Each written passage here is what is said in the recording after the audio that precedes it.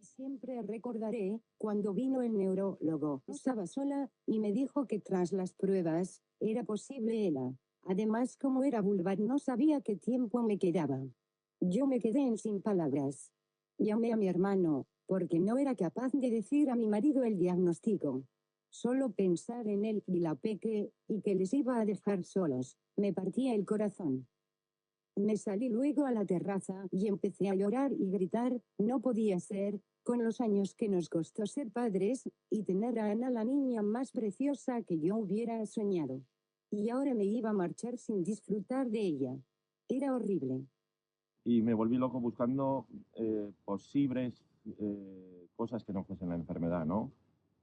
Y para no acentar lo que es el diagnóstico como tal, porque una enfermedad así, ya sabes que cuando te dan el diagnóstico, pues no sabes la esperanza de vida que tienes, ¿no?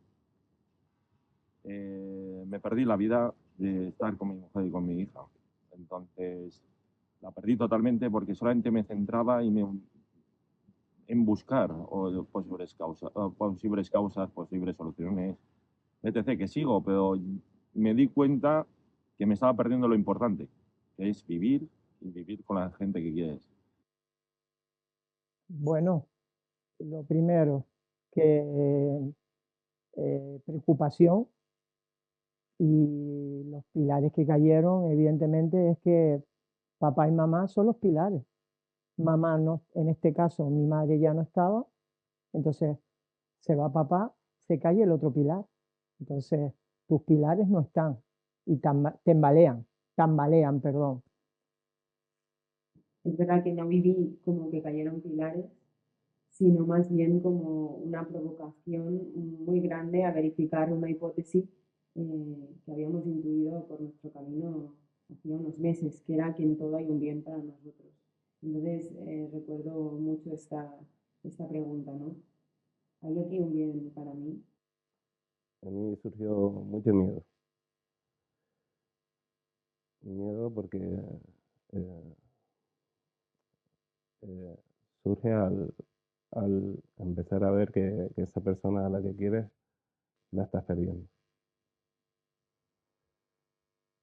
Entonces, yo siempre he oído un actor que decía que el primer amor de un hombre es su madre, y en ese momento el que ha experimentado un desamor puede entender esto. Después se despertaba un drama, sobre todo cuando me ponía frente a ella y me decía que estaba enferma, que no sabía lo que tenía. Intuitivamente se sabía lo que tenía, pero se abrió un drama enorme al no poder responder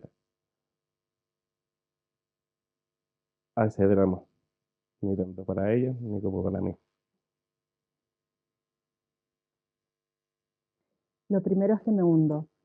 Recibir la noticia de que tu hija recién nacida necesita una operación urgente y que no sabes si va a salir o no, es como si el suelo se abriera, ¿no?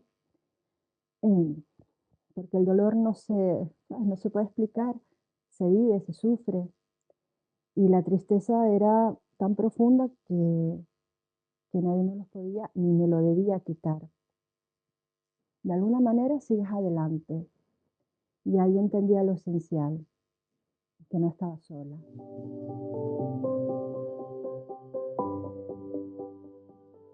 Creando recuerdos que ahora es nuestro objetivo y exprimimos cada minuto de estar juntos. Una noticia así te cambia la vida y solamente ves la parte negativa de la misma, ¿no? Entonces, nosotros nos hicimos el planteamiento, principalmente empujado por Yoli, porque ya lo comenté en el vídeo anterior, yo me volví loco. Nos hicimos el planteamiento que había que disfrutar la vida todo lo que diese.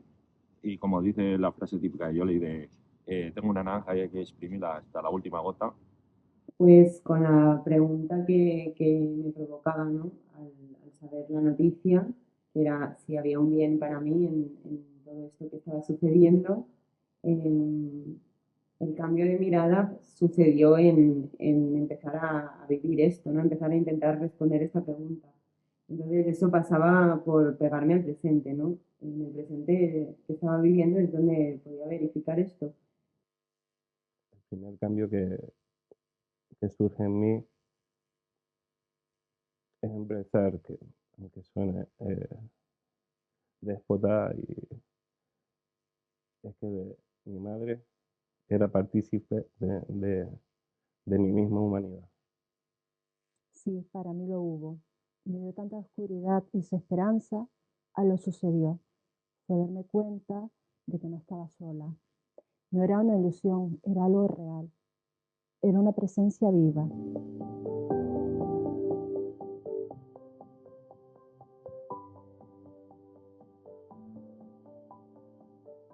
Acompañar para mí, y más en esta enfermedad, es estar ahí.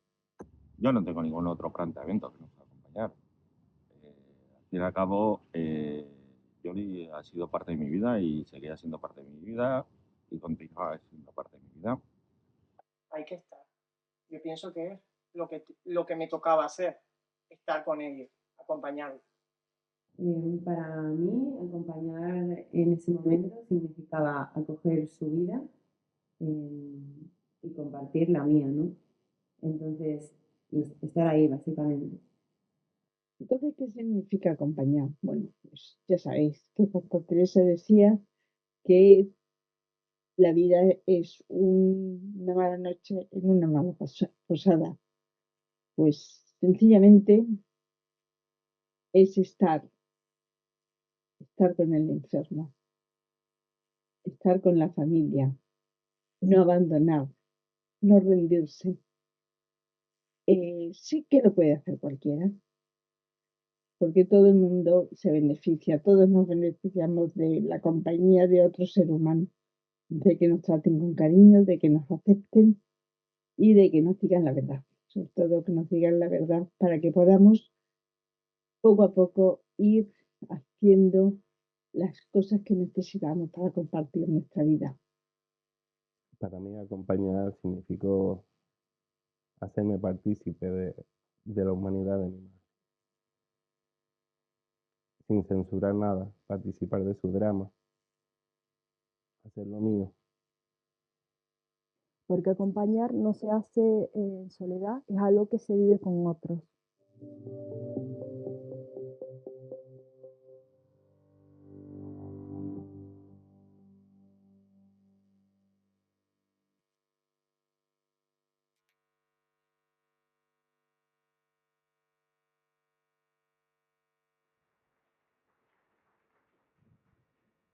Bueno, muy buenos días a todos. Bienvenidos a la segunda edición de Encuentro Canarias 2025 bajo el lema ¿De dónde volver a comenzar?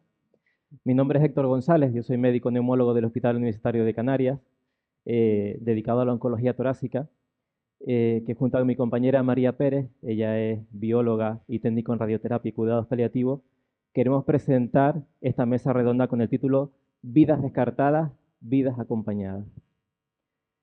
El tiempo de la enfermedad se vive a menudo en soledad y a veces incluso en el abandono. Esta triste realidad que se vive en nuestro entorno es consecuencia sobre todo de la cultura del individualismo, que exalta el rendimiento a toda costa y cultiva el mito de la eficiencia, esgrimiéndose como bandera el éxito personal, volviéndose indiferente e incluso despiadada cuando las personas ya no tienen fuerza para seguir este ritmo durante la enfermedad crónica e incurable.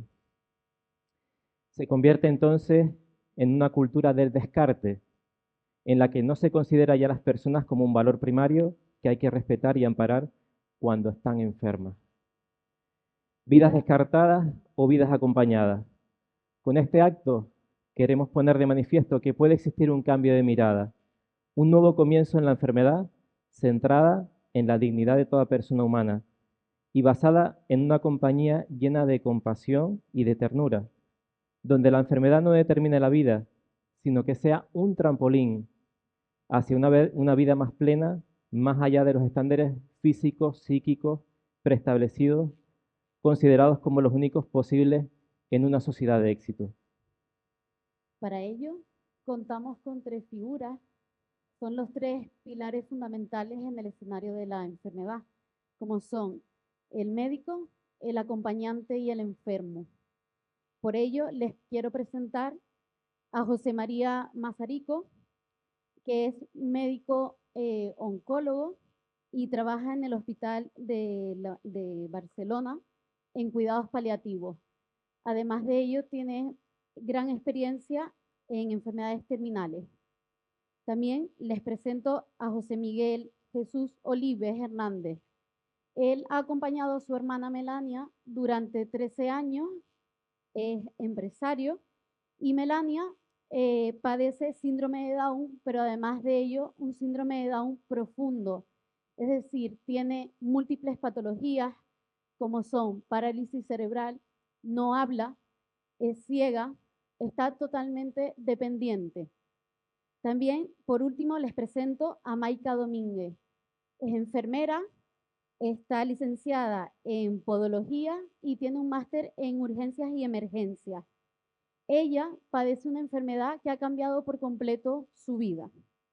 Como hemos nombrado los 3 pilares de la enfermedad, que son el médico, el acompañante y el enfermo, hemos dividido este acto en 3 bloques que estuvieron representados en el vídeo que vimos anteriormente.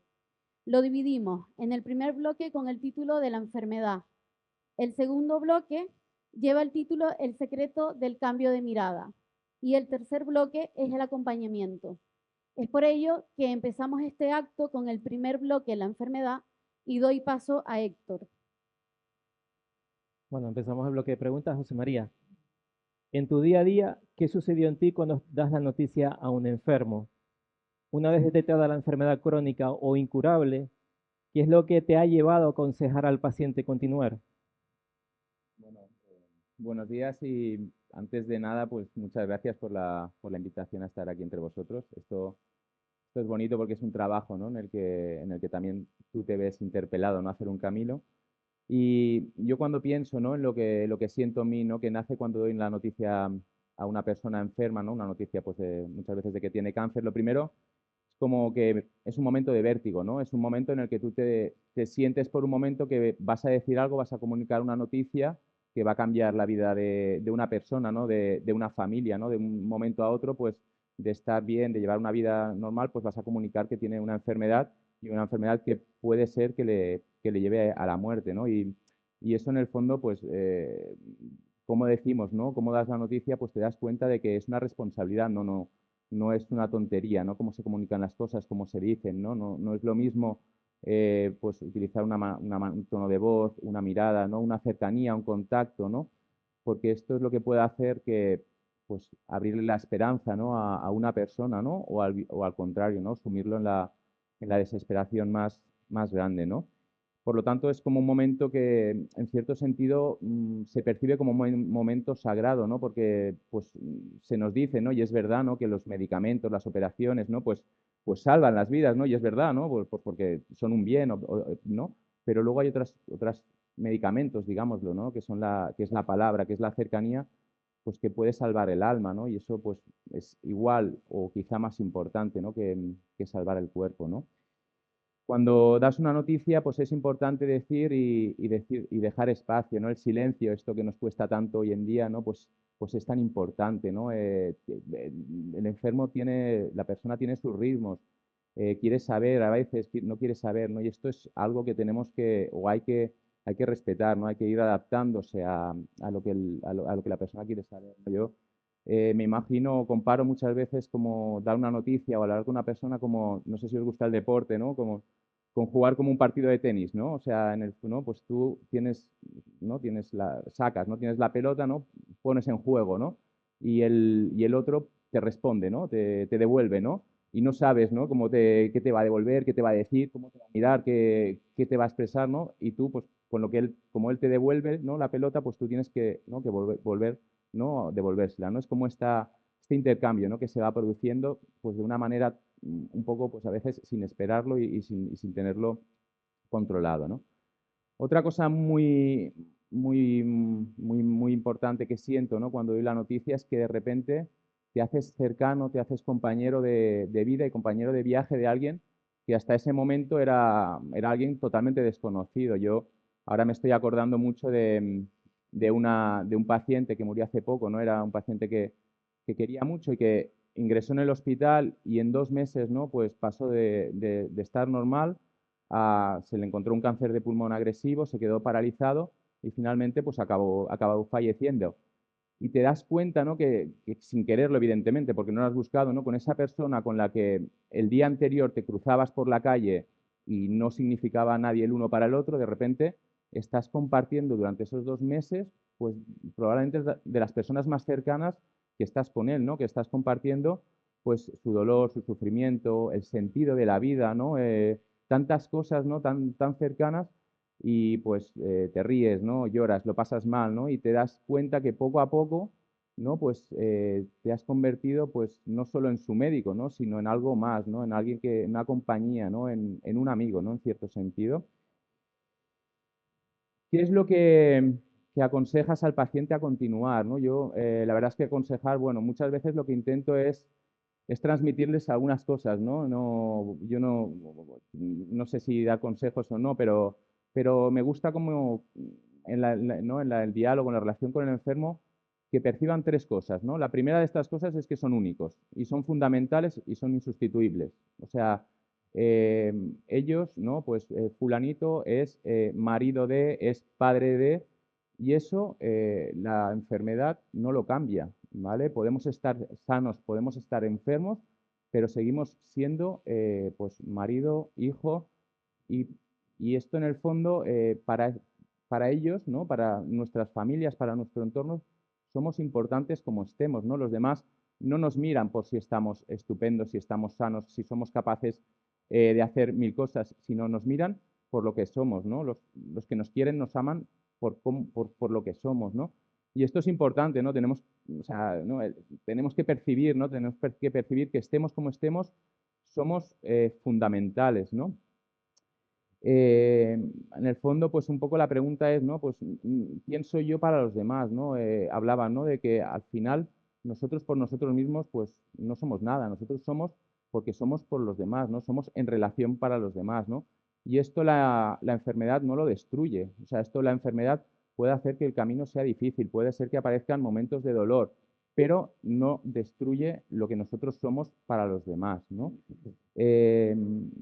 Incluso muchas veces lo que es una ocasión es para abrir pues una nueva dimensión en la relación con los demás, ¿no? Una dimensión pues que a veces no está tan pues ¿no? Pues el superficialismo con el que muchas veces nos relacionamos con las personas que nos rodean, pues a veces se pierde, ¿no? Y se convierte en una relación pues más pura, ¿no? Pues con más necesidad de expresar lo esencial, el amor, el cariño, el perdón, ¿no? Y que nos permita hacer un camino, pues que si hay que despedirse, nos permita hacer una despedida que nos deje el corazón, ¿no? En paz, ¿no? Muchas veces hablando, ¿no? Pues con gente, con enfermos, ¿no? Siempre hay una cosa que en el momento o en los momentos antes de irse, de fallecer, pues se arrepienten, ¿no? Que es el no haber amado lo suficiente a los demás, ¿no? Esto es la causa, o sea, esto es lo que más nos arrepentimos, ¿no? Y también, ¿no? por la experiencia personal, ¿no? Cuando una persona cerca a nosotros se nos va, lo que nos gustaría es volver a tenerlo otra vez presente para poder mostrarles nuestro amor, ¿no? El segundo aspecto fundamental es la gratitud, ¿vale?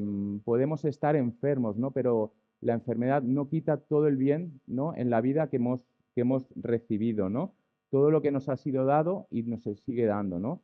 En este punto, pues yo siempre intento, pues con los pacientes, los enfermos, hacerles percibir, ¿no? Pues, oye, esta familia que tienes, qué bonita esta familia y estos hijos, ¿no? O sea, que la enfermedad no anula el bien, ¿no? De hecho, frente a la pregunta muchas veces que nos nace, ¿no? De por qué el mal, por qué el dolor, pues también a veces es bonito, es necesario hacer surgir la pregunta, ¿no? Y de dónde nace este bien, esta verdad, esto que tengo en mi vida, ¿no? Y finalmente, ya el último punto, ¿no? Pues es que creo que el dolor, el sufrimiento puede ser una ocasión de redescubrimiento, ¿no? De volver otra vez a descubrir cuáles son las verdades esenciales de la vida, ¿no? Volver otra vez a ponernos delante de esta pregunta, ¿no? Que muchas veces pues la tenemos anestesiada, ¿no? Mientras estamos mirando el móvil, ¿no? De por qué vivir, ¿no? De cuál es el sentido de nuestra vida, ¿no? Como decía Viktor Frankl, ¿no? Un psiquiatra que estuvo en los campos de concentración, ¿no? Decía, el hombre que sabe por qué vivir encontrará siempre el cómo. Esto es importante, ¿no? Y siempre la dignidad de la persona, ¿no? Es esta, ¿no? Nosotros no escogemos las circunstancias de la vida, pero tenemos la capacidad y la libertad de decidir cómo queremos cómo queremos afrontar esta situación. Miguel, ¿qué sucedió en ti cuando descubriste que tu hermana Melania estaba enferma? ¿Qué pilares cayeron? Bueno, es una pregunta bastante profunda, ¿no? Tenemos que situarnos en el contexto. Entonces, no cabe duda, hablamos de una familia, padre, madre, dos hijos.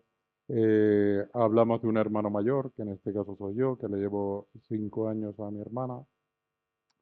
Y al principio, pues no te vas dando cuenta, no te vas dando cuenta de nada porque cuando eres niño, asumes la niñez con el juego, con la diversión, con tus pequeñas cositas, como puede ser empezar en el colegio, como puede ser el ir aprendiendo cada día cosas nuevas. ¿Qué es lo que pasa? El tiempo lo va cambiando todo, ¿no? Entonces, en el colegio, los hermanos de tus amigos, hermanos o hermanas, vas viendo que ellos evolucionan. Tu hermana no, tu hermana parece que se ha estancado y está ahí y no camina, ¿no? O sea, en el sentido de avanzar. Ya vas viendo algo raro. Dices, bueno, ¿qué pasa? Hombre, eres un niño.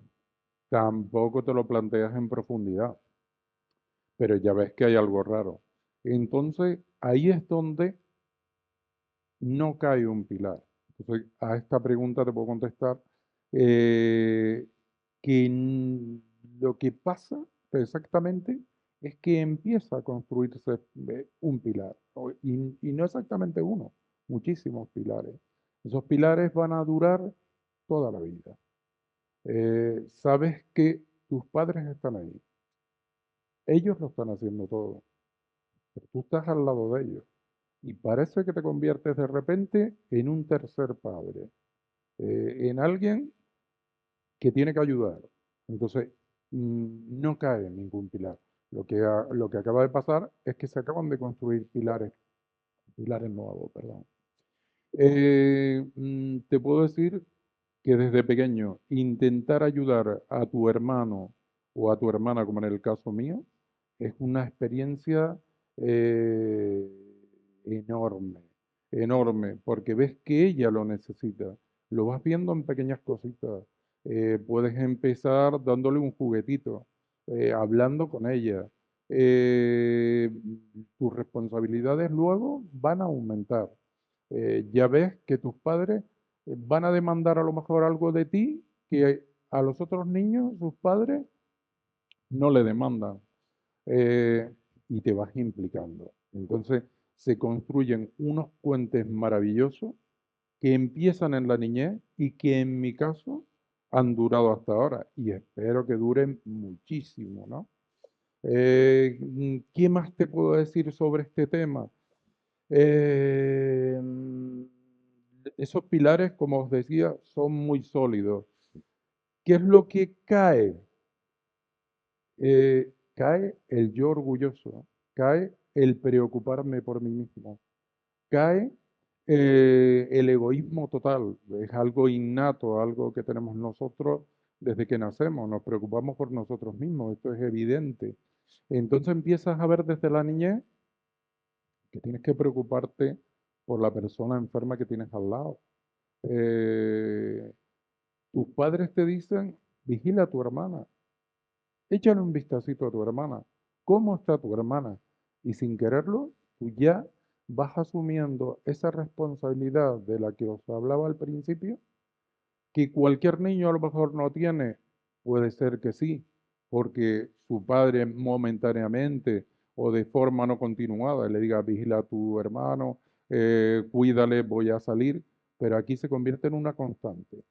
Aquí se convierte en una constante. Te puedo también hablar de cuál es la visión de la vida ante el impacto de la enfermedad. Bueno, sería interesante mucho este punto porque como evolución y como os hablaba antes desde niño, el impacto de la enfermedad en mi caso fue totalmente positivo y eso es porque se construyen los puentes de los que hablaba antes. Puede parecer paradójico que ante una enfermedad puedas tener una respuesta positiva. Puede parecerlo, sí, sí, en efecto, puede parecerlo, pero al contrario, estás viendo que te necesitan, estás viendo que tú puedes aportar, estás viendo alegría en la persona a la que estás ayudando, en la que estás acompañando. Entonces eso es una alegría tan grande que no se puede describir con palabras, ¿no? Yo creo que en la enfermedad de mi hermana, yo empiezo colaborando desde que tengo un poquito conciencia de mí mismo y de los que están alrededor mío. Y que, como os decía antes, el poder ser útil es una gran alegría. No solo por mí, no solo por mi hermana, sino también por mis padres, ¿no? Porque ellos van viendo que tienen un hijo y que ese hijo, como os decía antes, no es un egoísta, no quiere aquellos juguetes para sí. No es el caso típico que hay dos hermanos y ese hermano lo quiere todo para él, a ver si lo cojo, a ver si lo tengo. No, tú intentas que tu hermana, que a lo mejor no se está enterando de nada, no sabe jugar porque no lo ha aprendido, no lleva el mismo ritmo de aprendizaje que pueden llevar otros niños, tú se lo explicas, tú le ayudas, tú la integras en tu vida. Entonces, veo fundamental que haya un impacto positivo en aquellas personas que como acompañantes nos preocupamos por los demás. Una vez detectada la enfermedad crónica incurable, ¿qué es lo que te lleva a continuar? Bueno, yo pienso en este sentido que lo que te lleva a continuar es el ver que la persona a la que acompañas le haces falta. O sea, tú eres parte de su vida. Esa persona sin ti le faltaría algo. Entonces tú te implicas totalmente eh, y dices, tengo que seguir adelante, tengo que colaborar, como os decía antes. Dejas a un lado tus miedos, tus dudas, dejas a un lado el decir, eh, no sé cómo va a estar en el futuro. Tú estás viviendo el momento, estás disfrutando el momento. En mi caso, yo puedo decir que lo he disfrutado desde la niñez. Ya tengo una edad, estoy en la madurez. Miro hacia atrás y ha sido maravilloso. ¿Por qué? Porque he visto que mi hermana ha evolucionado, se ha eh, mejorado muchísimo y gracias a esta integración, gracias a este apoyo, No solo he sido yo, por supuesto, hay más personas. Todo esto te contagia, todo este esfuerzo te ayuda a seguir adelante. Y eso es lo que te lleva a continuar. Muy bien. Y para ti, Maika, ¿qué sucedió en ti cuando descubriste que estabas enferma? ¿Qué pilares cayeron? Bueno, yo en agosto de 2019 empecé a tener una pérdida de visión que yo, bueno, pues en ese momento la achaqué como al cansancio o cualquier otra causa. Y bueno, al final resultó ser una enfermedad autoinmune que, bueno, que afectó a más cosas, pero que ha tenido una evolución un poquito compleja y ha sido difícil de controlar. Entonces, en un primer momento, cuando te dan el diagnóstico, bueno, yo como sanitaria había oído el término, pero realmente no sabía lo que era. Entonces, al llegar a casa, recuerdo que lo busqué en internet y lo primero que me salió es que la definición era provoca el 30% de los casos de ceguera que se diagnostican cada año. Entonces eso para mí fue un shock tremendo. O sea, de repente pues, se te viene el mundo encima ¿no? Y te empiezas a plantear cosas. Yo me asusté un montón y pensé, digo, ¿y ahora qué? O sea, ¿qué va a ser de mí? O sea, si yo me quedo ciega, sobre todo pensaba en mis hijos que eran muy pequeños, digo, es que si yo me quedo ciega, o sea, ¿cómo los voy a cuidar? O sea, ¿cómo voy a seguir con mi vida adelante? O sea, ¿cómo voy a ser útil yo en la sociedad? Yo me acuerdo que yo pedía tiempo, o sea, ni siquiera rezaba pidiendo curarme, sino tiempo, yo, o sea, un poco más de tiempo, por lo menos que ellos crezcan, que puedan manejarse por sí mismos y que ya no dependan tanto de mí, ¿no? Entonces yo me di cuenta que yo me identificaba mucho, o sea, mi valía como persona y mi autoconcepto, yo lo basaba mucho en aquellas cosas que yo había hecho o que yo hacía, mis estudios, mis planes de futuro, mi proyecto de tener una familia numerosa, todas las cosas que hacía, ¿no? Entonces, cuando llegó la enfermedad, arrasó con todo eso. Y te quedas de repente, o sea, les comentaba que hay una canción, que hay una frase que define la enfermedad así, dice, fue como una ola gigante que arrasó con todo y me dejó desnuda al frente al mar. Y es tal cual, o sea, no es una desnudez física, pero sí que realmente se lleva todas aquellas cosas en las que tú te apoyabas, el trabajo, la vida social, tu rol como madre, todo eso de repente tienes que dejar de trabajar, o sea, tu vida se para. Aparte era finales de 2019, luego vino el confinamiento y la pandemia, lo cual no hizo que las cosas evolucionaran de un modo más favorable porque nos aislaron, o sea, ahí la soledad en la enfermedad es terrible, ¿no? Entonces yo me sentí de repente pequeña, vulnerable, un miedo que podía conmigo y esa desnudez, o sea, te hace estar de frente, o sea, ahí ya la novedad en la enfermedad para mí, que no tienes opción de distraerte ni de mirar para otro lado ante las grandes cuestiones de la vida, o sea, ¿yo quién soy? ¿Realmente yo quién soy? ¿Cuál es el sentido y el valor de mi vida? Y hacerse esas preguntas de verdad, o sea, para mí fue muy difícil. Entonces, sabes, como que de repente tus máscaras caen y ya te expones tú, sabes, sin disfraz. Entonces, para mí todo se tornó muy oscuro. O sea, para mí el camino hasta el día de hoy no ha sido fácil, o sea, tanto desde el punto de vista médico como personal, porque tú te empiezas a buscar soluciones, ¿no? Como lo soluciona el problema, la cura de la enfermedad, entonces vas viendo que por mucho que tú te esfuerces, las cosas no van saliendo. Entonces pones la esperanza en una medicación nueva que de repente no funciona. Empieza una temporada a mejorar, viene una recaída gordísima que no te las ves venir, ¿no? Entonces te ves de ser una persona súper activa a pasarte media vida en el hospital, hecha polvo, o sea, porque una de las cosas para mí más complicadas ha sido los efectos secundarios de la medicación, o sea, un cansancio y de repente te sientes inútil. Yo, sobre todo, me ha acompañado mucho una sensación de fracaso grande en la vida. Es como, sé yo, ¿sabes? Mis planes y todo desaparece. Yo ahora, yo sentía que no aportaba ningún valor a la sociedad, o sea, la sensación de fracaso era tremenda, ¿no? Y entonces, yo que medía todos mis éxitos mucho de alumna brillante, mi máster, mi tal, mis sueños de montar una empresa, todo eso se fumó. Y entonces mis pequeños éxitos empezaron a, pues, levantarte de la cama, porque estás tan mal que no puedes, conseguir vestir a los niños, llevarlos al cole, volver a conducir, ¿sabes? Esas cosas que tú las das como por sentadas en tu día, de repente se convierten en algo importante.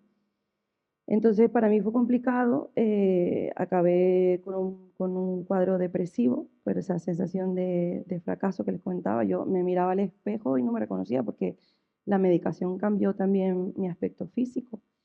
Y bueno, eso, abandonar mi profesión fue algo para mí muy complicado. Y claro, te tienes que reinventar, ¿no? Entonces la sociedad te dice que ya que tenías que reinventar, tienes que ser brillante también en eso. Entonces yo me veía que era un desastre. O sea, no era la ama de casa que quería ser, ni la madre que quería ser, no podía ayudar a mi marido, no, sentía que había perdido completamente mi valor. De acuerdo. Ahora pasamos al segundo bloque, que es el secreto de este cambio de mirada sobre lo que sucede. Es por ello que te pregunto, Masa, ¿se puede considerar la enfermedad vida y se puede considerar la enfermedad salud y la muerte vida? ¿Existe la posibilidad de un cambio de mirada? ¿Y qué sentido encuentras a este sufrimiento? Vaya preguntitas, ¿no? Bueno, la verdad es que no, la primera, ¿no? Salud, vida, esto es una cosa que hoy en día en el mundo moderno, pues, como dicen los jóvenes, nos peta un poco la cabeza, ¿no? Es decir, pues la muerte es muerte, el que está muerto, el que está vivo y no hay vuelta de hoja, ¿no? Y de hecho nos cuesta, aunque sea así, ¿no? Nos cuesta como percibirlo porque nos rebelamos, ¿no? Porque en el fondo de nuestro corazón no hay una intuición, no hay algo que nos dice que esto es para siempre, ¿no? Que hay algo que no puede acabar, ¿no? De hecho, ¿no? En el fondo, amar a alguien, ¿no? Es decirle a esa persona que no va a morir, ¿no? Que tú no vas a morir, ¿no? Hoy en día, pues es evidente que en nuestra sociedad, en el mundo en el que vivimos, pues la muerte, el sufrimiento, el dolor, pues se ven como algo horrible, como un sinsentido, como el absurdo más absoluto, ¿no? Y es difícil, es verdad, no hay que idealizar las cosas ni mucho menos, ¿no? Pero como decíamos antes, ¿no? Existe, ¿no? La posibilidad de que estos momentos, ¿no? Y esto pues lo vemos en tantos, ¿no? En tanta gente, en tantos enfermos, ¿no? De que estos momentos pues sean una ocasión, ¿no? Una ocasión de bien, una ocasión de belleza, ¿no? Una ocasión de perdón, de amor, de cariño, ¿no? Es decir, de la enfermedad puede nacer la vida, ¿no? Esto es un hecho, ¿no? De hecho, también tenemos, ¿no? Tenemos que pensar, ¿no? Que evidentemente tanto salud como vida pues son bienes, eso es obvio, ¿vale? Y hay que cuidarlos, hay que protegerlos, ¿no? Pero muchas veces también el problema es cuando de algo que es parcial hacemos algo que es absoluto, ¿no? Me explico. Por mucho que queramos, ¿no? Mantener la vida, mantener la salud, inexorablemente, inevitablemente llegará un momento pues, que irá marchitando y finalmente acabarán desapareciendo, ¿no? O sea, eso por muchos esfuerzos que hagamos, por toda la técnica que queramos, por todo lo que pongamos, van a desaparecer, ¿no? De hecho, no se pregunta un escritor, ¿no? Paul Claudel, ¿no? ¿Es acaso vivir el fin de la vida, ¿no? Y volvemos un poco a las preguntas, ¿no? De las que partimos, ¿no? En el fondo, ¿quién soy yo, ¿no? ¿Qué es mi vida, ¿no? ¿Para qué estoy vivo, ¿no? Como comentábamos, ¿no? Y saber esto, pues evidentemente es fundamental. O sea, a partir de este punto es fundamental porque es lo que nos permite ver, mirar y afrontar las cosas desde una determinada mirada, ¿no? Que es lo que, ¿no? Que es lo que comentamos o no. De hecho, a veces, ¿no? Pensando en la salud, ¿no? ¿Qué es la salud, ¿no? Hay, no sé si conocéis, bueno, evidentemente que sí que conocéis o conocemos, ¿no? Personajes, ¿no? Como Beethoven, ¿no? Como Van Gogh, Stephen Hawking, ¿no? Eran personas enfermas, ¿no? Que han contribuido pues a este mundo, al mundo en el que vivimos, pues mucho más de lo que muchos de nosotros, personas sanas, pues jamás vayamos a contribuir, ¿no? Y en el fondo pues nos preguntamos, ¿es justamente gracias a la enfermedad, ¿no? Puede ser que la enfermedad, ¿no? Sea una ocasión para ser más humanos, ¿no? Puede el sufrimiento físico, el límite psíquico, hacernos percibir, ¿no? Verdades esenciales de la vida. Pues hay gente que así lo testimonia, ¿no? Entonces, si esto pasa es porque es posible, ¿no? Evidentemente no es fácil, ¿no? Es un camino, pero bueno, pero el hecho de que pase, pues testimonia de que es posible. Existe posibilidad de un cambio de mirada, ¿no? ¿Qué es lo que nos puede permitir, pues frente a este sinsentido, ¿no? Que comentábamos antes, que en el mundo moderno vemos, ¿no? De la muerte, el sufrimiento de los inocentes. ¿Qué es lo que nos permite un cambio de mirada? Es posible, ¿no? ¿Qué es la mirada en el fondo, ¿no? La mirada, pues depende, ¿no? O sea, depende lo que miramos, lo que vemos, pues depende desde dónde lo miramos, ¿no? Desde dónde nos situamos, ¿no? Yo estoy aquí ahora, os estoy mirando, pero si me diera la vuelta, ¿no? Pues no os vería y pensaría que en Encuentro Canarias no hay nadie, ¿no? O sea que la mirada depende, ¿no? En parte de lo que nosotros miramos, ¿no? ¿no? La mirada, pues, es algo que empieza en la vista, ¿no? Pero acaba dentro de nosotros, ¿no? Acaba en el corazón, ¿no? Acaba en el espíritu. Al final, la mirada, ¿no? Llega hasta el corazón, ¿no? La pregunta también muchas veces es dónde tenemos nuestro corazón, ¿no? ¿Dónde está nuestro corazón, ¿no? Depende de dónde tengamos el corazón o lo que tengamos en el corazón, podremos tener una mirada o no sobre la realidad, ¿no? que nos rodea, ¿no? Esto yo a veces nosotros somos como una hoguera, ¿no? Se ve las llamas, ¿no? Pero lo que hace que las llamas estén o no estén, sean más fuertes, menos fuertes, es algo que está dentro, ¿no? Son las ascuas, ¿no? Lo que permite, ¿no? Que a su vez también es alimentado, ¿no? Por algo, ¿no? ¿Y de dónde viene el cambio de mirada, no? Pues yo creo que de mí y sobre todo del otro, ¿vale? Esto, ¿no? Al final, cómo nos miramos nosotros viene en gran parte determinado por cómo los otros nos miran, ¿no? La mirada del otro, en el fondo, es aquello que muchas veces nos hace a ser nosotros, nos da nuestra identidad, ¿no? O sea, no podemos, o es muy difícil, no sé si decir si podemos o no, pero es muy difícil poder amar si no somos amados bien, ¿no? Es muy difícil poder expresar cariño si nosotros no lo hemos recibido, o perdonar, ¿no? Perdonar es una cosa imposible si nosotros no hemos recibido previamente un perdón, ¿no? Por lo tanto, esta mirada, este cambio de mirada, pues tiene, creo, ¿no? Como esta doble aspecto, ¿no? Por un lado, mi yo, mi voluntad, que existe, ¿no? O sea, y eso tampoco no lo puedo sustituir, ¿no? Que es desde dónde decido yo mirar, ¿no? Y esto pues tiene que ver también con lo que nosotros llevamos, lo que, ¿no? Nuestro corazón. Y luego, pues, la mirada nos viene en gran parte determinada, pues, por cómo miramos, ¿no? O sea, mi yo, lo que yo soy, pues me es dado, ¿no? Me es dado y además me es constantemente regenerado, ¿no?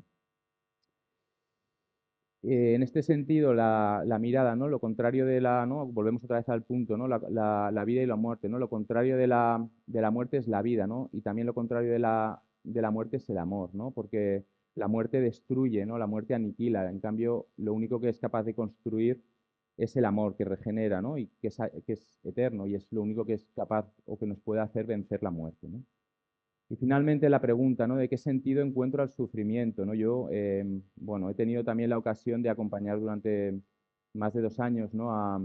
a mi padre, ¿no? Que ha estado muy enfermo, muy dependiente y ha fallecido, ¿no?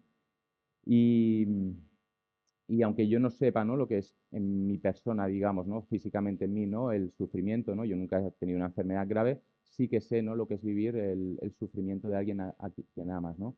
Y es difícil, ¿no? Porque sientes esta impotencia, ¿no? Sientes este deseo de poder cargar sobre ti, ¿no? Parte de su sufrimiento, ¿no? Como liberarlo por un tiempo de lo que le está pasando y no puedes, ¿no? Es una sensación de impotencia grande, ¿no? Y la verdad es que yo no sé qué sentido, o sea, si tuviera que responder así, tal cual, a qué sentido tiene el sufrimiento, pues lo que respondería es que no lo sé, no lo sé. Y tampoco sé si lo tiene en el sentido, ¿no? de que, ¿no? El sentido quizá moderno, ¿no? De la palabra sentido, ¿no? Que con nuestra razón podemos abarcar, ¿no? O sea, nuestra razón es muy limitada, ¿no? Y el misterio del universo, de la vida, del sufrimiento, de la muerte, es algo tan extenso que yo no sé si la razón humana es y será jamás nunca capaz de entenderlo, ¿no? Y aunque creo que la razón humana pudiera llegar a entenderlo, a darle un sentido, no sé si sería suficiente, ¿no? Porque frente al mal, frente al sufrimiento, lo que necesitamos no es tanto entenderlo, sino ser abrazados, ¿no? Ser sostenidos, ¿no? Pues esto, participar, ¿no? De una promesa, ¿no? Hecha presente de que esto es para un bien, ¿no? Vale. Miguel, te pregunto, ¿existe la posibilidad de un cambio de mirada? ¿Encuentras sentido al sufrimiento? Bueno, claro que existe la posibilidad de un cambio de mirada, ¿no? Yo lo decía un poco anteriormente, que nosotros miramos por nosotros mismos, valga la redundancia, desde pequeños, y que ya el hecho de fijarte en la persona a la que estás acompañando y en convertirte en acompañador de esa persona, te hace tener un cambio de mirada. Eh, yo creo que es fundamental tener un cambio de mirada, ¿no? Mm, Hay que dejar un poco el egoísmo y ver la trascendencia que tienes como ser humano. Considerar, por un lado, que la salud es vida, yo pienso que es evidente, ¿no? Pero también tienes que mirar en profundidad, no solo quedarte en lo superfluo, tienes que ver la utilidad que tú tienes para la otra persona. Eh, Hace un ratito, antes de preparar el acto, estábamos un poco hablando y estaba recordando en lo que es el cambio de mirada, en lo que es la vista y todo esto. Un episodio para los más mayores, para los que no lo diré, de la serie Autopista hacia el cielo, que era de Michael Landon, en la que en ese capítulo se producía la pérdida de visión de uno de los protagonistas. Y la conclusión en estos capítulos, en esta serie, lo que pasaba es que Michael Landon hacía de ángel, era un ángel que había venido a la tierra. Y al protagonista se le apagaba la vista, se le perdía la visión, pero la conclusión era de que se encendían los colores del corazón. Entonces yo ahí veo el cambio de mirada totalmente, ¿no? En esto que os estoy contando, en que se apaga por el hecho de la enfermedad muchos colores, pero se enciende el color del corazón. El sentido que podemos encontrarle al sufrimiento. Yo en el sufrimiento encuentro un sentido purificador. ¿Qué quiero decir con esto? Que la purificación te puede venir en la respuesta inmediata, y no os estoy hablando filosóficamente, no os estoy hablando de durante mucho tiempo pasado, meses o en una enfermedad terminal, una vez haya concluido todo, no. Os hablo de algo más cercano, de algo que podéis vivir en ese momento, ¿no? Que es el ser cómplice entre enfermo y acompañante. Ahí hay una purificación. Tú notas que lo que tú estás haciendo es útil, que tú le estás aliviando el sufrimiento a la persona que tienes al lado. Y eso te produce una gratificación enorme y por supuesto que estás haciendo feliz a quien tienes al lado tuyo. Te convierte en un faro de luz en la oscuridad que puede ser el sufrimiento. De acuerdo. Te pregunto, Maika, ¿encuentras sentido a tu sufrimiento y existe la posibilidad de este cambio de mirada? Bueno, empiezo por la última, lo del cambio de mirada. Sí existe la posibilidad y de hecho fue lo que me sucedió a mí. Es un cambio de mirada que no es ni automático ni de un día para otro, pero para mí fue realmente transitar de la oscuridad a la luz, o sea, por poner un símil. Y es un camino, o sea, no es de un día para otro. Entonces, ya cuando tienes la decisión o realmente no te queda más opción que mirar lo que te sucede de frente y sin censurar nada, sin opción a censurar, empiezas poco a poco a descubrir que nada sucede porque sí, o sea, que todo forma parte de los planes de Dios, aunque no lo comprendamos. Pero para llegar a este punto me he dado cuenta que hay que aceptar atravesar el dolor, o sea, que el sufrimiento y todas las circunstancias que acompañan no puedes anestesiarlas, tienes que aceptarlas y transitarlas. Y creo que es necesario como una posición de apertura total de la mente y del corazón. O sea, hay que dejarse transformar por lo que te está sucediendo. Yo he aprendido que el sufrimiento es inherente a la vida, o sea, forma parte de la vida. Y no solo he comprendido a través de este camino que es así, sino que además he llegado al punto de comprender que el dolor es necesario, el sufrimiento es necesario. Y aceptar esto ha sido realmente escandaloso para mí, porque no iba nada en relación con la visión que yo tenía de la vida. Ayer Cristina en la presentación nos decía que es importante fallar y caer, porque justo cuando te caes, te colocas en el nivel en el que debes estar para poder pedir. O sea, yo he comprendido que el sufrimiento nos enseña muchísimas cosas, pero sobre todo que somos relación, o sea, que no somos nosotros solos. Entonces, en este cambio de mirada, yo partía de mirarme a mí misma, mis miserias, mis problemas, mi sensación de fracaso, a mirar hacia afuera y dejarte sorprender y transformar por lo que está sucediendo. O sea, realmente el sufrimiento para mí ha sido un gran maestro. Y bueno, o sea, obviamente a mí humanamente me gustaría haberme ahorrado estos casi 6 años de sufrimiento, de tristeza, de dificultades.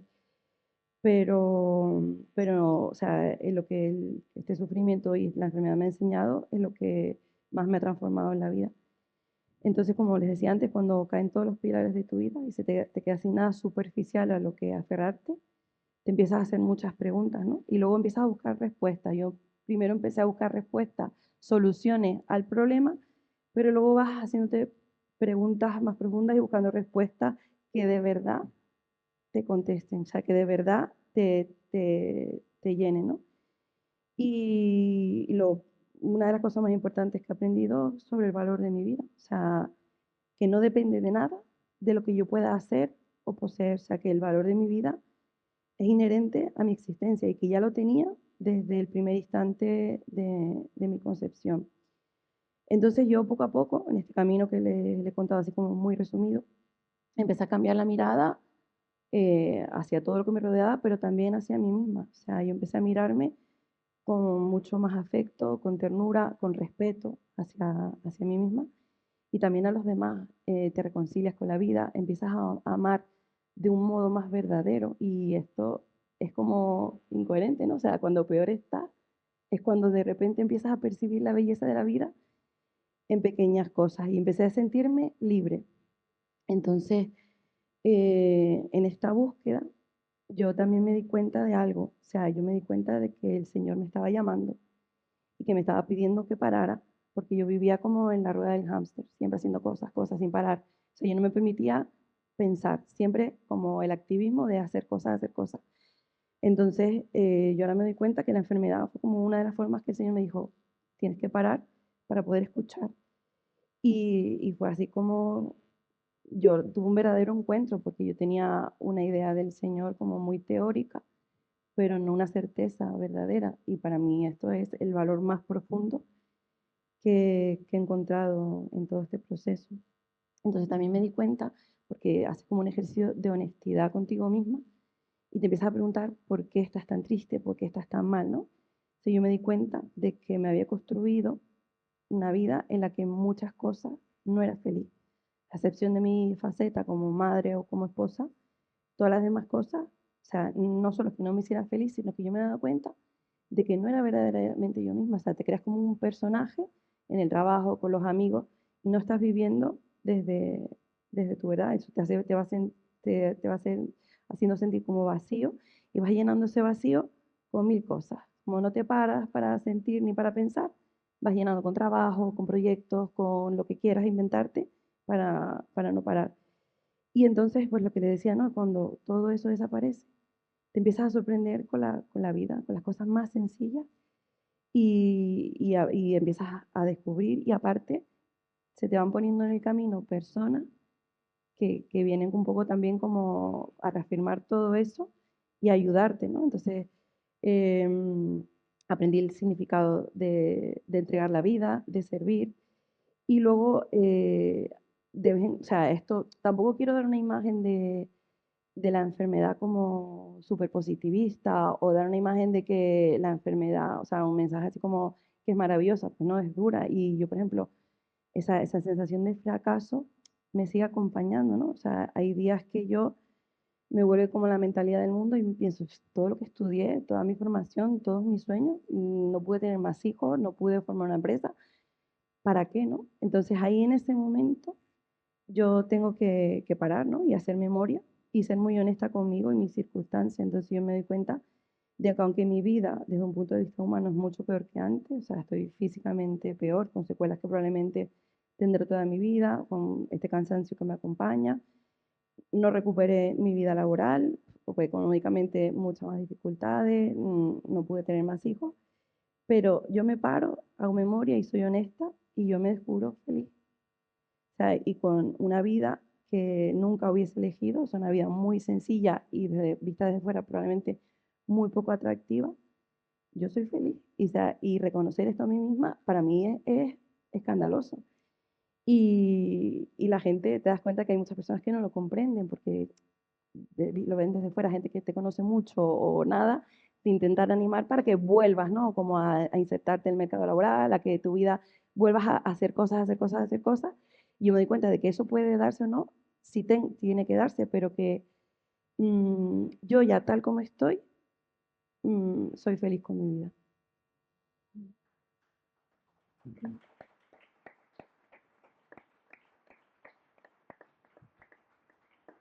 Y pasamos rápidamente al tercer bloque de preguntas, no tenemos mucho tiempo, el acompañamiento. José María, ¿qué significa para ti acompañar? ¿El verdadero acompañamiento es una posibilidad para todos? Muy rápido, por favor. Bueno, sí, se hace difícil decir algo después de lo que ha dicho Maika, pero voy a decir 4 tonterías. No. O sea, el sentido de acompañar, ¿no? ¿Qué pensamos, ¿no? Que es acompañar, pues fundamentalmente a mí me viene a la cabeza pues el estar y el caminar, ¿no? O sea, cuando alguien nos pide que le acompañemos, primero pues pensamos, ¿dónde quieres que te acompañe, ¿no? Y es verdad como que existe como una cierta disparidad, ¿no? El que pide ser acompañado, muchas veces lo único que pide es, quiero que estés a mi lado, ¿no? Mientras que a ti cuando te piden acompañar, pues dices, ¿dónde quieres que vayamos, ¿no? Y esto, ¿no? También lo relaciona un poco como, mi mujer es profesora, ¿no? Y le gusta siempre pensar de dónde vienen las palabras, ¿no? Y el término compañía es muy bonito, ¿no? Porque viene de un término que es compaño, que es compartir el pan, ¿no? O sea, el compañero, ¿no? La compañía pues tiene este sentido de cercanía, de intimidad, ¿no? De familiaridad, ¿no? Con el que compartes el pan, con el que haces un camino, ¿no? Con el que vas hacia un lado, ¿no? O sea, el compañero, en el fondo, es otro yo, ¿no? Es alguien con el que en un camino pues se van desvelando, ¿no? Pues las preguntas, ¿no? El caminar, el ir hacia un sitio, ¿no? Hacia el destino, ¿no? En el fondo, pues el compañero, la compañía, pues es el que en el que estando a tu lado, pues vais haciendo este camino juntos hacia un sitio, ¿no? Que en el fondo es algo compartido, ¿no? O sea, no es que nosotros, yo pienso, acompañar es un privilegio, ¿no? Porque en el fondo, acompañando estamos haciendo un camino que seguramente en algún momento nos tocará hacer a nosotros. O sea, transitar pues, por el dolor, por el sufrimiento o acompañar hacia la muerte es algo que nosotros vamos a hacer, ¿no? Con lo cual, teniendo la posibilidad de ser compañeros y de acompañar a alguien, pues se nos está dando una ocasión magnífica, ¿no? Pues para ir respondiendo o entendiendo estas cosas, ¿no? Es importante también en el acompañamiento respetar y mirar al otro por lo que es, ¿no? Por su dignidad, ¿no? No es lo mismo ser que estar, ¿no? No somos enfermos, ¿no? ¿no? Cuando nos pasa algo, no somos enfermos, estamos enfermos, ¿no? La enfermedad, como tantas veces pasa, no es lo que nos define, ¿no? Nosotros somos lo que somos y estamos enfermos. Y la verdadera compañía, el verdadero, es el que nos sabe mirar o el que nos mira por lo que somos nosotros, ¿no? Que no ven nosotros como ay, el pobrecito que está enfermo, ay, no hagas esto, ay, cuidado, quieto, ¿no? Que esto, en el fondo, pues yo a veces, ¿no? Yo lo veo mucho, ¿no? ¿no? Cuando, pues de repente, pues das la noticia a una persona, ¿no? De que tiene una enfermedad grave, de que tiene un cáncer, de repente de un día para otro parece como que se vuelve, pues que no puede hacer nada, ¿no? O sea, como que ya, uy, tú estás enfermo, tal, ¿no? Y muchas veces pienso, ostras, qué difícil, ¿no? Para uno tener una enfermedad, ¿no? Que ya, ¿no? Pues lo que decía Maika, pues que estás, pero encima que a tu alrededor todo el mundo te mire por esto, ¿no? Todo el mundo te mire como el pobrecito enfermo que no puede hacer nada y que da, ¿no? ¿No? Y yo creo que al contrario, ¿no? La verdadera compañía es aquella que te mira porque tú sigues siendo lo que eres, ¿no? No eres un enfermo, pues eres el amigo, eres tal, te puedes seguir riendo, te puedes seguir haciendo gilipollas, te puedes tomar el pelo, ¿no? O sea, esta es la verdadera compañía, ¿no? La que te sostiene digámoslo, en la vida, ¿no? En el humor, en el seguir viendo la belleza de las cosas, ¿no? Sin verdad no hay compañía, ¿vale? Esto lo decía Teresa, ¿no? Sin verdad no hay compañía, ¿no? No se puede acompañar, yo creo, desde la mentira, desde el ocultamiento. Y además que es muy ridículo realmente, ¿no? Yo a veces lo veo desde fuera y es muy ridículo, ¿no? De hecho, ya comentábamos antes, ¿no? Que los últimos momentos, ¿no? O el recorrido de los últimos momentos de la vida de una persona, ¿no? Pues puede ser una ocasión, ¿no? Pues para ir más allá, ¿no? En la relación con esta persona, ¿no? Para decirnos todas estas cosas que tenemos que decirnos, todas estas cosas que llevamos en el corazón y que muchas veces en el día a día nos ponemos estas máscaras que nos impiden, pues, tener una relación directa, ¿no? Y esto, el momento, ¿no? En el que vemos que se acerca, ¿no? El momento final, pues debería ser un momento en el que podamos hacer este camino juntos, ¿no? No en lugar de, como muchas veces pasa, ¿no? Pues ocultar la realidad, ¿no? Mintiéndonos a nosotros mismos, ¿no? Mintiéndonos a los demás, ¿no? Diciendo que no pasa nada, que todo está bien, ¿no? Todos deseamos y necesitamos ser acompañados. Esto es una evidencia, igual que es un bien, ¿no? ¿Cuántas cosas en la vida, pues si pensamos nosotros en nuestras vidas, en los que hemos hecho, casi nada lo hubiésemos hecho solos, ¿no? O sea, en todo lo que pensamos, en todas las grandes cosas de nuestras vidas, hemos tenido a alguien a nuestro lado que lo ha hecho, ¿no? Y delante de una misma circunstancia, pues entramos o nos metemos de forma diferente, ¿no? Si estamos solos o estamos acompañados, ¿no? Pues pensar todavía más en situaciones complicadas, ¿no? Y es un bien, ¿no? Y esto, pues los que trabajamos, ¿no? En el ámbito sanitario lo sabemos muy bien, ¿no? Frente a una persona, un enfermo que está en el hospital, ¿no? Y que está intranquilo, que está agitado, que está confuso, la mejor medicina no es dar una pastilla, ¿no? Sino tener a alguien al lado, ¿no? Pues que le toca, que le cuida, que le habla, ¿no? Sin embargo, pues evidentemente acompañar no es fácil. No es fácil, incluso probablemente supere nuestra capacidad, ¿no? Acompañar significa estar frente, pues, al sufrimiento, frente al dolor, frente al sinsentido, ¿no? Frente al horror, ¿no? El verdadero acompañamiento creo que solo es posible, ¿no? Cuando somos capaces de mirar y aceptar todos los componentes de la realidad sin censurar ninguno de ellos, ¿vale? Y eso solo lo podemos hacer cuando nosotros mismos tenemos una esperanza y una hipótesis, ¿no? Que la vida es un bien y que tiene un destino bueno a pesar del sufrimiento.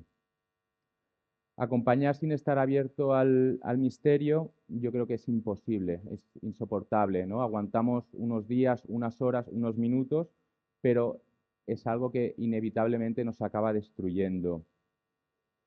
Porque, ¿no? Pues como antes decíamos, ¿no? Para vencer a la muerte necesitamos, pues, algo más grande, ¿no? Que es un amor más grande, ¿no? Y yo creo que es el amor eterno, ¿no? Este amor que nos sostiene y nos espera.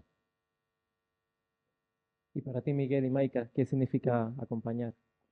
Bueno, pues para mí hay algunas cositas que quiero leer porque no quiero dejar de decirlas, ¿no?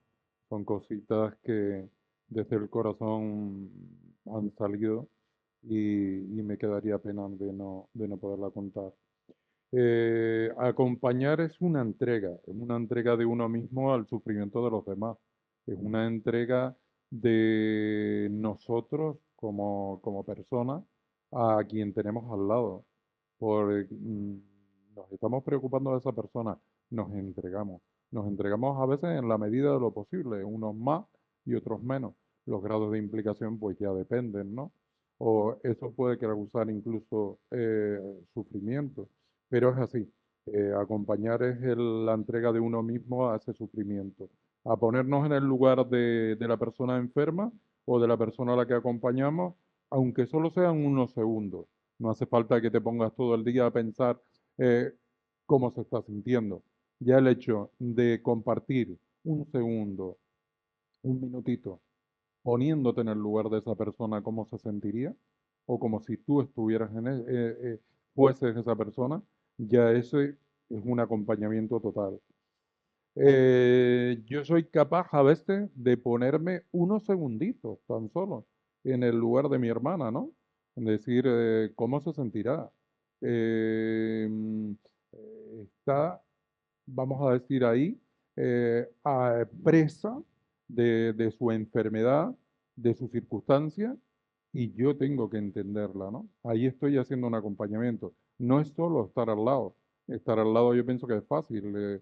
Podemos pagar a un cuidador, está ahí al lado. ¿Está acompañando? Bueno, está acompañando físicamente, pero realmente y con el corazón le está acompañando. Eso es lo importante, ¿no? Porque la persona a la que acompaña sí va a sentir el verdadero acompañamiento si lo hace desde el corazón. Acompañar es ser cómplice en cada momento y aportar pequeñas soluciones. Es vivir momentos intensos, tanto positivos como no tan positivos. Eh, no es lo mismo acompañar que sentirse acompañado. También te puedo decir que acompañar es estar en una montaña rusa. Compartes esos momentos gratificantes cuando estás en lo más alto de la montaña rusa, pero a veces pueden venir esos momentos malos con un sentimiento compartido y el aportar una pequeña solución en ese momento malo puede hacer sentir muy bien a la persona que tienes al lado.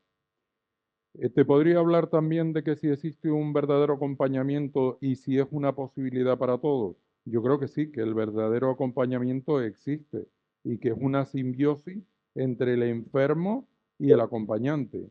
Y claro que es una posibilidad real para todos, ¿no? Pero es una posibilidad que se tiene que hacer desde la elección personal. Tú no le puedes exigir a nadie que te acompañe porque sea familiar tuyo, porque sea tu amigo. No, no se lo puedes imponer. Lo que os decía antes de aportar luz. Tú en el acompañamiento, si es un verdadero acompañamiento, estarías aportando luz. Es una posibilidad para todos desde la elección y no desde la imposición. Eh, Forzar a alguien a que acompañe, os digo ya que es aumentar el sufrimiento de ambas personas, de enfermo y de acompañante. Por lo tanto, no estaríamos dando una solución a nada. Elegir, libremente acompañar es alumbrar los momentos finales o de sufrimiento de la otra persona. Pensar que esto te podría pasar a ti mismo. Te pones en el lugar del otro y eres solidario con sus padeceres, con sus alegrías y con sus tristezas. Por otro lado, también os podría hablar de la razón para levantarte cada mañana sabiendo que existe un final pronosticado o un empeoramiento. Esto lo sabemos todos, ¿no? Que difícilmente hayan situaciones en las que vayan a mejorar las circunstancias.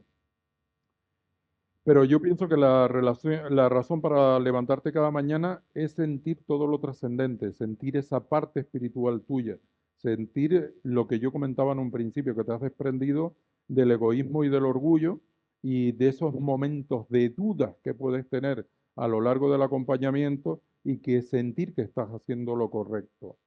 Sentir que tú eres importante para las personas que te rodean, no solo para el propio acompañante, sino también que lo eres para su familia, para sus amigos, para las personas que están cerca, para los médicos también, porque no, el médico no solo está viendo, en este caso al enfermo, está viendo al acompañante y se produce una simbiosis de la que hablaba antes, que interrelaciona a todo y ayuda a mejorar toda esta circunstancia, ¿no? Tengo por aquí una cosita que dice, no solo te sientes bien compartiendo vida cuando has terminado de caminar el camino, sino que te sientes bien a lo largo del camino y con las personas que te acompañan. Y yo en este sentido, por ejemplo, en mi caso personal, lo veo completamente. Esto es lo que os puedo comentar, ¿no? Desde mi punto de vista. Porque sé que no se oye, ¿no? Ahora. Yo que voy a intentar ser muy breve porque sé que vamos mal de tiempo y tampoco tengo mucho más que añadir a lo que ellos han dicho. Entonces, un poco también lo comentaba Miguel, ¿no? Para mí, una de las notas que me puse es que para mí es importante diferenciar entre cuidar y acompañar, porque se puede cuidar sin acompañar y se puede acompañar sin cuidar. Yo pienso, por ejemplo, cuando yo trabajaba de enfermera, que cuidé mucho, pero realmente no acompañé lo suficiente, aunque normalmente suelen ir unidos, pero que a veces se puede estar ahí y no estar acompañando. Entonces, ¿qué es para mí acompañar? Pues es estar y mirar al otro sin reducirlo, aceptándole tal y como está en cada momento. Entonces, mientras preparaba la respuesta, me di cuenta de que a mí me cuesta acompañar porque me cuesta enfrentarme al sufrimiento del otro. O sea, a mí el sufrimiento del otro me incomoda. Entonces, yo tengo como una tendencia natural a como querer resolver en la vida a todo el mundo y darle como soluciones rápidas, ¿no? Entonces, como que en ese momento que ves a otra persona que a lo mejor está pasando un mal momento, quieres darle como una solución rápida, decirle algo que le haga sentir mejor, que le haga salir de su pensamiento, ¿no?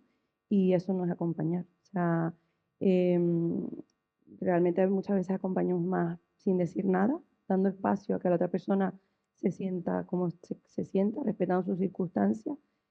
Y yo, por ejemplo, pensaba en ejemplos de acompañamiento que yo he tenido. Por ejemplo, a mí me ha ayudado mucho la forma en que mi marido me ha acompañado, porque él siempre ha respetado como yo me he sentido, o sea, en los días mejores y en los días peores, con su mirada. O sea, nunca me miró con lástima, nunca me dio ninguna charla motivadora ni ningún consejo mágico. O sea, simplemente estando a mi lado, mirándome con dignidad y sin escandalizarse ante mis miserias.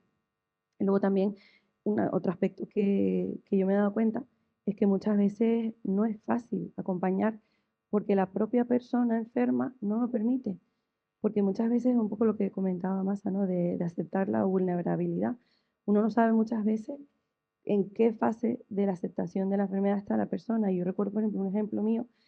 En uno de los brotes que tuve afectación articular, me provocó cojera y muchísima limitación en el movimiento de las manos. Y me acuerdo que era verano y había gente en casa quedándose, pues yo me la ingenié de tal modo que nadie se dio cuenta de que yo estaba así, salvo para cosas puntuales que sí que tenía que pedirle a mi marido porque quería evitar eso, esas miradas como de condescendencia, de lástima, la pena, ¿no? Porque tú todavía estás en ese momento en el que no lo aceptas.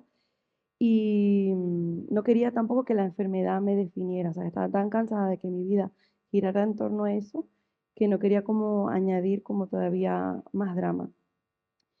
Y bueno, y poco más que añadir, la verdad, porque creo que han dicho todo. Simplemente, bueno, yo creo que una buena definición de acompañamiento podría ser dejarse sorprender por la vida del otro, sin expectativas, con una posición de total apertura. Solo así es posible acompañar, darle al otro la dignidad que merece, sea cual sea su circunstancia. Muchas gracias.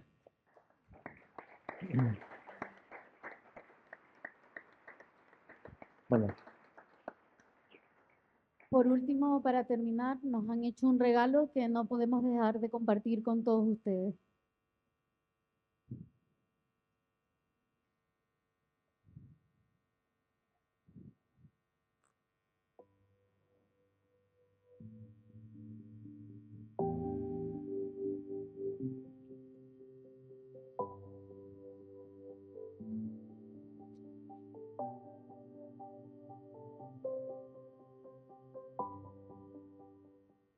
Perdí de golpe los tres pilares fundamentales de todo ser humano.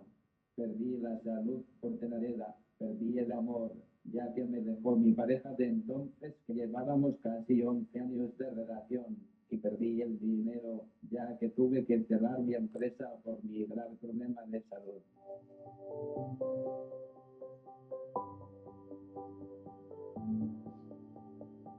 Claro que existe la posibilidad de un cambio de mirada.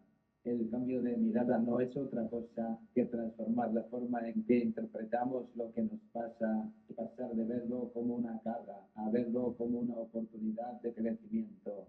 Es como cambiar el cristal con el que miras el mundo de un opaco a uno que deja entrar la luz. En mi experiencia con la edad, he aprendido que el sufrimiento no es un callejón sin salida, sino un maestro exigente. El sentido que le encuentro a mi sufrimiento es que me ha obligado a mirar lo esencial, el amor, la conexión con los demás, la gratitud por cada pequeño momento. No es que el dolor sea bueno, pero puede ser un catalizador para redescubrir lo que realmente importa. Cambiar la mirada requiere valentía, introspección y a veces ayuda externa, pero está al alcance de cualquiera que se atreva a intentarlo.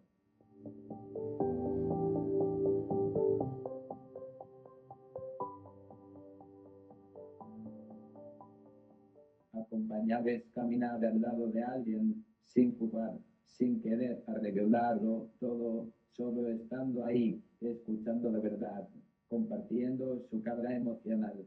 Es un acto de presencia y empatía, de decir con tus acciones, no estás solo. Creo que es una posibilidad para todos, porque no se necesita ser perfecto ni tener todas las respuestas. Basta con un corazón abierto y dispuesto. En mi caso, he sentido el acompañamiento de mi familia, amigos y hasta desconocidos que me han dado fuerza. Y también he aprendido a acompañar a otros, aunque sea desde mi silla, con una palabra o una sonrisa. Todos podemos acompañar, porque todos podemos amar y escuchar. Eso es lo que nos hace humanos.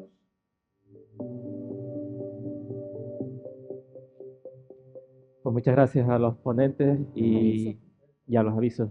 Dígame. Pero hay una cosita que se me ha quedado un poco en el tintero, que yo creo que no me puedo ir sin comentarlo, ¿no? Una canción de Víctor Manuel, para aquellos que tienen un poco más de edad y los que no, pues tienen siempre la posibilidad de conocerlo. Se trata de la canción que se titula La Madre, y es una canción que trata sobre una madre y un hijo y un problema de drogodependencia, ¿no? Pero a donde os quiero llevar es exactamente a varias estrofas o partes o versos de la canción, como queráis verlo, en la que la madre se hace la siguiente pregunta, ¿no? Dice, ¿qué te puedo dar que no me sufras? Que no vean tus ojos reflejos de metal, que me puede tu angustia, que me mata tu mal. Con eso quiero concluir. Ponerse en el lugar de la persona a la que acompañas. Gracias.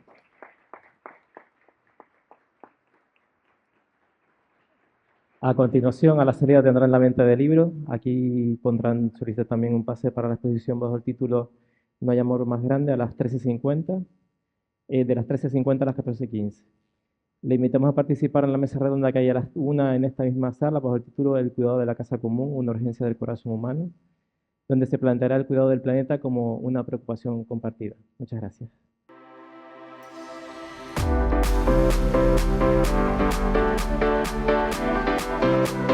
Thank you.